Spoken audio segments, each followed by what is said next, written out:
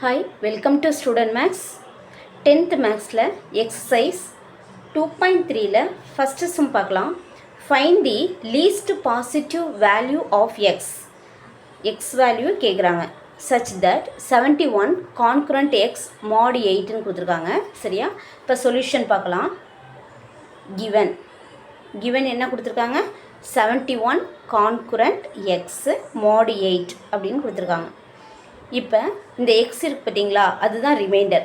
இப்போ ரிமைண்டர் நம்ம என்ன செய்ய போகிறோம்னா லெஃப்ட் ஹேண்ட் சைடு கொண்டு வந்துடுவோம். 71 minus x is equal to, இப்போ எதால் டிவைட் பண்ண போகிறோம் அப்படின்னா 8ஆல் டிவைட் பண்ண போகிறோம். ஸோ 8, இங்கே ஒரு வேரியபிள் சேர்த்துக்கலாம், கேஎன் விச் ஒன் எது வேணாலும் நம்ம சேர்த்துக்கலாம்.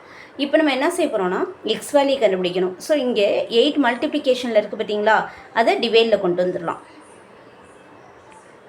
இப்போ எக்ஸுக்கு பதிலாக எந்த நம்பரை சப்ஸ்டியூட் பண்ணும்போது இது 8ஆல் டிவைட் ஆகிற நம்பர் கிடைக்கும் அப்படின்னு நம்ம செக் பண்ண போகிறோம். சரியா?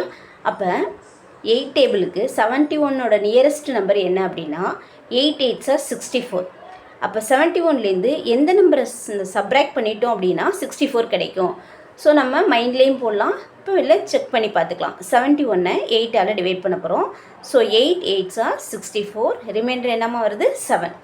அப்போ எக்ஸுக்கு பதிலாக நம்ம 7ஐ சப்ஸ்டியூட் பண்ணோன்னு வச்சுக்கோங்களேன். அப்போ நமக்கு என்ன வேல்யூ கிடச்சிரும்? 64 கிடச்சிரும். இப்போ 64 எதால் டிவைட் பண்ண முடியும்? 8ஆல் டிவைட் பண்ண முடியும் இல்லையா? அப்போ therefore the least number of x is 7. therefore least positive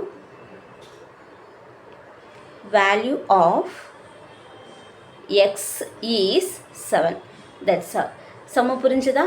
easy தான், கிளியராக இருக்க ஐடியா. தேங்க்யூ.